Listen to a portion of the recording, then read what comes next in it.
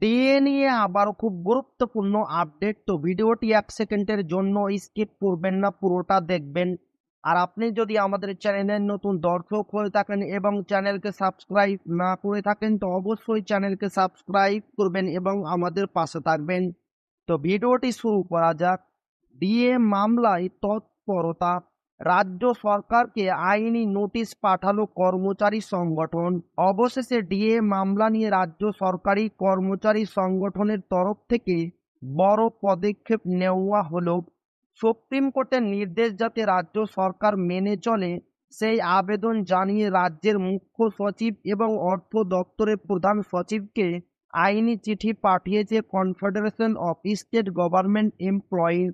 Confederation of state government employees মহার্ঘ ভাতা DA মামলার সঙ্গে যুক্ত অন্যতম প্রধান সংগঠন গত 16 মে 2025 তারিখের সুপ্রিম কোর্টের নির্দেশ কার্যকর করার জন্য এবার আইনি প্রক্রিয়া শুরু করেছে। সংগঠনের পক্ষ থেকে আইনজীবী ফিরদৌস শামীমের অফিসিয়াল লেটার হেডে এই আইনি চিঠি পাঠানো হয়েছে, যা ইতিমধ্যে রাজ্য সরকারের সংশ্লিষ্ট দপ্তর গ্রহণ করেছে। চিঠিতে মূলত শীর্ষ আদালতের নির্দেশ মেনে নিয়ে অবিলম্বে ডিএ প্রদানের জন্য রাজ্য সরকারকে অনুরোধ করা হয়েছে। কনফেডারেশন জানিয়েছে যে এটি একটি প্রামাণ্য আইনি পদক্ষেপ। এই প্রক্রিয়ার মাধ্যমেই তারা রাজ্য সরকারের কাছে নিজেদের দাবি পৌঁছে দিতে চায়। ডিএ মামলার সাথে যুক্ত অন্যান্য সংগঠনগুলোও একই ধরনের পদক্ষেপ নিতে পারে বলে মনে করা হচ্ছে। এই চিঠি পাঠানোর পর এখন রাজ্য সরকারের প্রতিক্রিয়ার দিকে তাকিয়ে রয়েছে কর্মচারী সংগঠনগুলি। রাজ্য সরকারের পক্ষ থেকে এই চিঠির কোনো আনুষ্ঠানিক জবাব এলে তা সকলের সামনে তুলে ধরা হবে।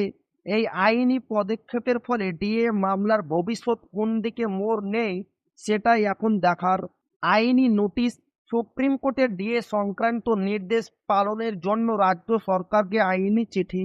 সংগঠনের ভূমিকা, কনফেডারেশন অফ স্টেট গভর্নমেন্ট এমপ্লয়িজের সক্রিয় উদ্যোগে এই পদক্ষেপ।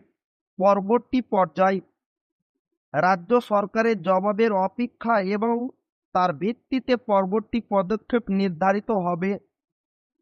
তো এই ছিল ডিএ নিয়ে খুব গুরুত্বপূর্ণ আপডেট, যা আপনাদের মাঝে শেয়ার করলাম। তো ভিডিওটি ভালো লাগলে অবশ্যই আপনার বন্ধুদের শেয়ার করবেন, যাতে তাদের উপকার হয়।